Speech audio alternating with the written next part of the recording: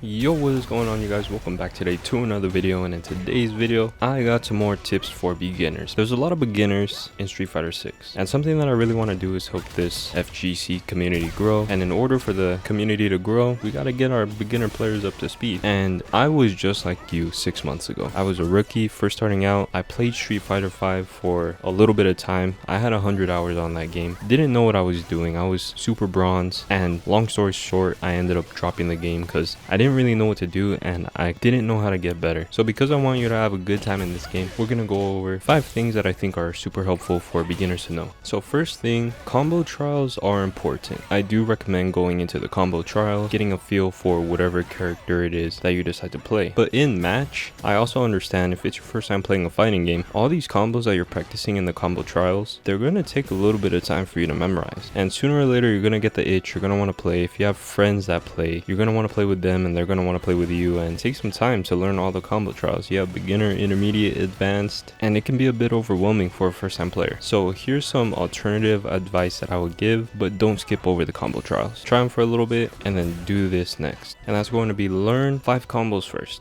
That's it. 5 combos. All you're gonna need starting out. You'll learn how to expand them later on. Now, how do you figure out what 5 combos you need to learn? You're gonna have to play with the character for a little bit, or maybe you're gonna have to watch a streamer or somebody more proficient with that character. And what you're gonna want to see is what buttons do they use to start their combos. These are called normals, basically your regular buttons. These combos should be off of moves that you can consistently land in match. Do they start combos with crouching medium kick? Do they start combos with standing heavy punch? So you're gonna have to figure out what that is for your character. So once you figure out what these normals are to start combos, you're then going to want to learn 3 combos. So for me, for my character, I get a lot of crouching medium kick. Another thing might be forward medium punch. These are probably the 2 buttons that I use the most that get me a lot of my combos. Find out what those are for you, and then you're gonna want to learn your 3 bread and butter combos. Your 3 combos that you can do and you know like the back of your hand. I would say 2 of the 3 combos you should learn how to do meterless, meaning not using any drive gauge, and then your 3rd combo, you can use meter on that one. Now after you learn these 3 combos and have them pretty good, you're gonna want to learn 2 more combos, and that's going to be your drive impact punish combo and your drive impact wall splat combo. So if you ever land any of those, you'll know what to do in those situations, because wall splat combos are a little bit different since your opponent's already off the ground. So these 5 combos should set you up fairly well starting off in the game, because most people at the beginning, they don't know combos. I didn't know combos that well. Like I said, I did do the combo trials, but in match, of course, you have performance anxiety and you're gonna forget like pretty much everything that you learned. But over time, you'll get it and you'll learn how to build off, and you'll learn more combos the better you become with that character. Leading to the next point, practice with 1 character. Now in a previous video, I did say learn 1 character first, and I still stand by that, but maybe some people didn't quite understand what I meant by that, so I'm gonna clear it up right here. In the beginning, it's okay to try out different characters. You don't have to pick Luke because you played Luke in the tutorial, so now Luke is gonna be your only pick and that's it for the rest of time. Maybe you'll see Akuma, you see Akuma has air fireball, you think he's kind of cool, so then you want to play Akuma. Now let's say 2 weeks later, you know you're in this FGC thing, you learn about Evo, and you find out the most recent Evo, Punk won with a character named Cammy. So because Cammy is the Evo championship character, you want to play that character. That's okay. The thing is, eventually you're going to want to stick with 1 character,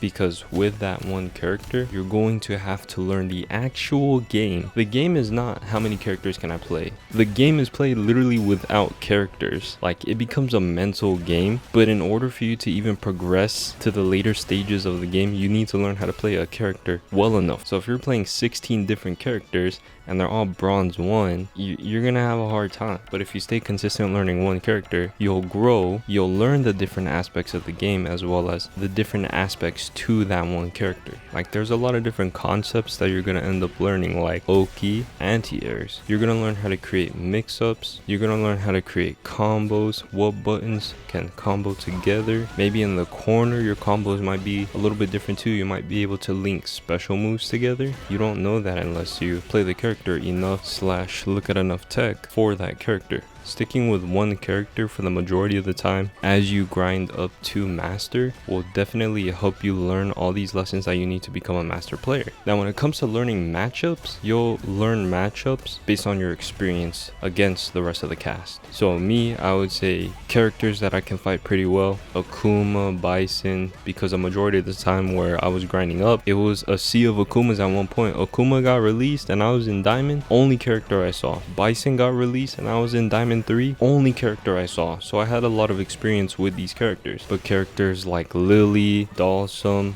very little experience with those characters, but I still made it up to master. I didn't fight too many Kens, but I can see right now people are starting to pick up Ken again. So for you, you might fight a lot of Kens, so you might develop more experience than I did fighting Ken. When you see Geef running at you and he got his arms up in the air, pretty soon you're gonna see that enough times to know I'm going to get command grabbed. So what do? Neutral jump. Guile. If you see Guile across the screen and he's been crouched for over 1 second, do not jump at that man. He's gonna anti-air you. You'll learn this as you play the game more. But yes, I do believe sticking with one character is definitely the way to go, but it doesn't hurt to mess around with different characters at first. Every character has their hard things about them, but it really just comes down to who you want to play. Next topic. Think before you press.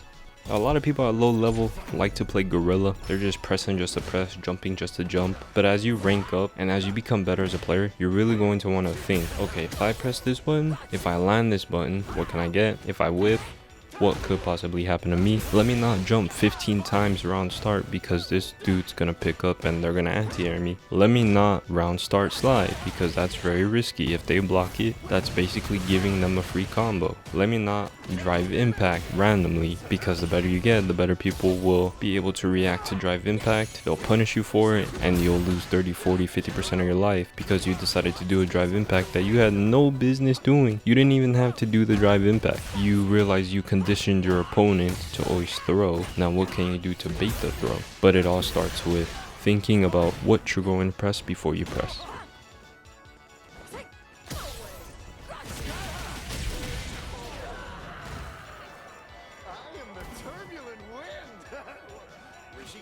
Start learning how to use the training room. It's part of the pie chart. It's called practice. Most high level players that you see, if you look at their pie chart, they have practice in there. Gachi-kun, competitive Japanese player, has over 1800 hours in practice. So if he's a very good player and he practices a lot, you should be able to practice as well. Now I'm not saying you have to put in 1800 hours, but learning the training room and how the training room works is definitely a key to your success in this game. You can do things like practice your combos in there. When I was starting out, and something I still do to this day, there are different anti-air drills, but you can select anti-air practice in the training room and the dummy will go through a select number of jump arcs, neutral jumps, jumping towards you, things like that, and you can really practice your anti-airs on reaction. Now me, at this stage of the game, I do a little bit more of a modified version, and obviously later on I'll expand on that drill as well. But for now, practicing your combos in training room, very important, and practicing anti-airs, things that you think you need to get better. You could set the dummy to do drive impact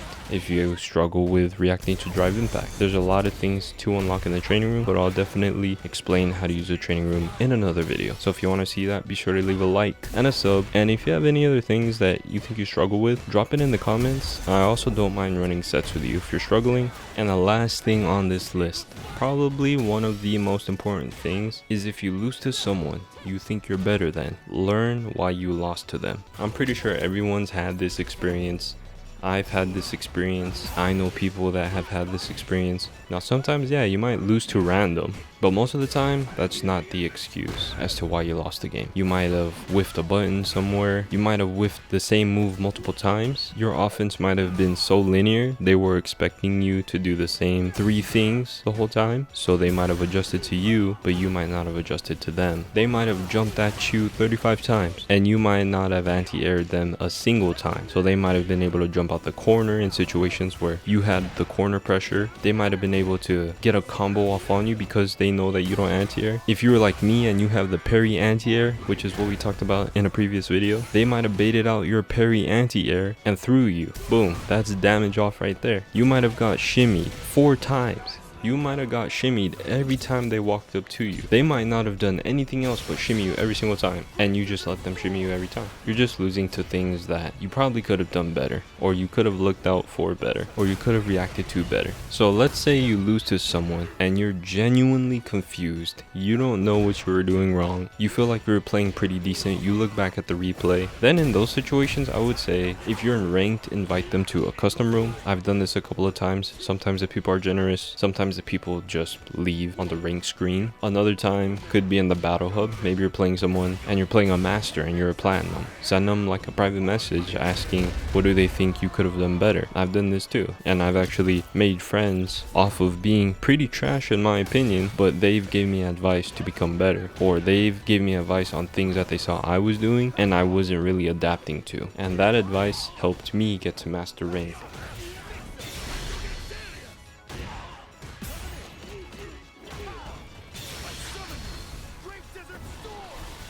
I want to see you win. If you have any things that you're struggling with, drop them in the comments. Be sure to like the video, subscribe if you guys really enjoy this content, and it really motivates me to keep making the content. But I appreciate you for watching this video, and I'll see you guys in the next video. Peace.